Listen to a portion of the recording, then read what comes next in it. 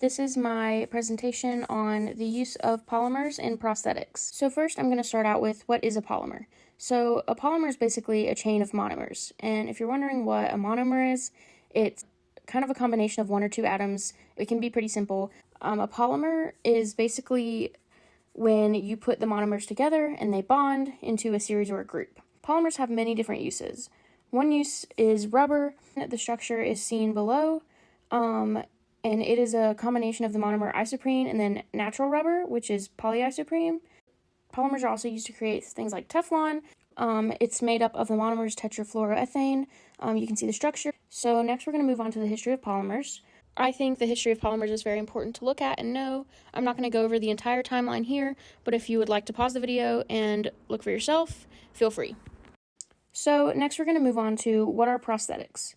Prosthetics are artificial body parts that allow the user to regain the function of that part. So the reinforcement textiles are used to provide strength in the limbs and keep them from creating friction between materials and other body parts. It helps make it more comfortable for the user. People who are amputees, either lost a limb in war or in a car wreck or something like that, can use these artificial body parts to help them be more efficient in life. So after that, I kind of put in a little timeline of prosthetics. I'm not going to go through it because I have a limited time, but you can pause the video and look. The relationship between polymers and prosthetics. Plastic polymer laminates, such as acrylic, epoxy, and polyester, are used widely in fabrication of prosthetic socks. So different types of reinforcement textiles are used in prosthetics as well. They include the polymers fiberglass, nylon, Dacron, carbon, and Kevlar. So polymers to prosthetics. In a recent advancement, I thought this was super cool.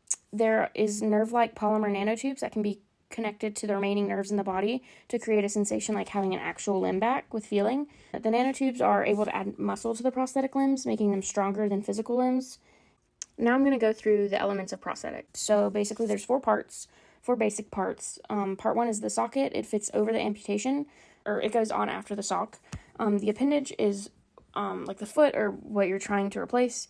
The joint would be like the knee or the elbow. It helps the prosthetic move back and forth naturally. There's also a connecting module that attaches the appendage and joint to the socket. That just keeps everything together. The exact measurements and types of materials used on the prosthetics depends on the user, their level of mobility, weight, enjoyed hobbies, condition, what's left of their limb, and their ability to look after and take care of themselves. So the common types of prosthetics are transtibial, transfemoral, transradial, and transhumeral. So the most common types of polymers and prosthetics, they're mostly used for joints, phalanges, and other small body parts, as the load-bearing structure of the limb needs to be made out of stronger, more durable material. The most common types of polymers used in limb prosthesis are polyoxymethylene, which is a hard polymer, pliable polyurethane, which is a softer polymer, and polyvinyl chloride, which is used for the coatings around the prosthetics. Polymers are also used to create prosthetics because the material needs to be able to sustain weight and be flexible for the movement. It also needs to be shock-absorbing and waterproof to a certain point, while also being aesthetically pleasing and somewhat normal for those using the limb. So the design and fit of each prosthesis is highly specialized to the person and environment that it will be used in. PVC is only used as a coating because it is very durable but becomes unstable when it's exposed to heat and light. A fairly new but popular polymer is ionomeric polymer metal composites, or IPMC. It's a type of electroactive polymer that has an ease of fabrication. It has a low density and a high mechanical flexibility, and it can be bent from electrical induction.